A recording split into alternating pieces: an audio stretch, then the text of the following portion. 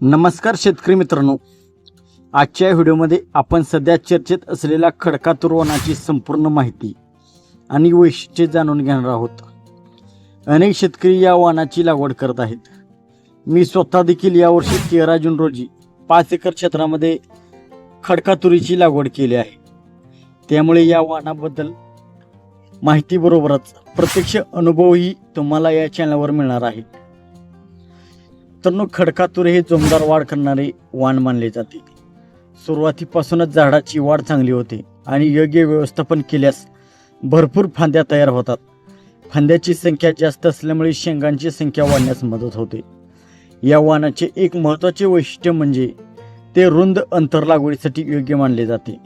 अनेक शेतकरी 7 ते 8 फूट अंतरावर लागवड करून अंतर मशागत आणि तण नियंत्रण सुलभ करतात. आम्हीही 8 फुटावरती याची लागवड केलेली आहे. झाडाला पुरेशी हवा आणि सूर्यप्रकाश मिळाल्याने वाढ चांगली होते. खडकातूर मध्यम ते भारी जमिनीत चांगली वाढते. काळी जमीन असल्यास अधिक चांगला प्रतिसाद मिळू शकतो. पावसाचे प्रमाण कमी असलेल्या भागातही योग्य व्यवस्थापन केल्यास हे पीक टिकून राहते.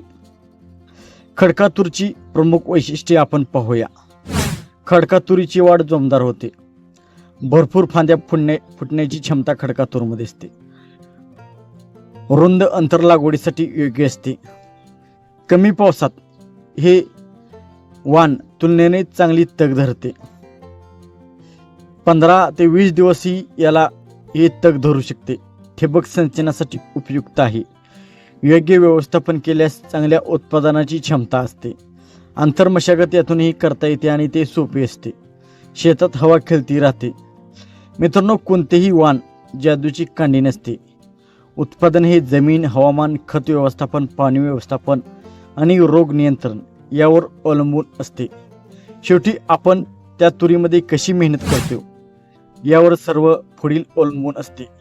त्यामुळे वेळेवर खत, तण नियंत्रण आणि फवारणी करणे आवश्यक आहे. माझ्या 5 एकर खडकात तुरीच्या शेतातील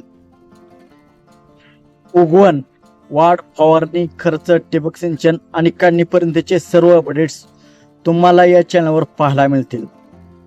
तर चॅनलवर आपण सबस्क्राईब करा.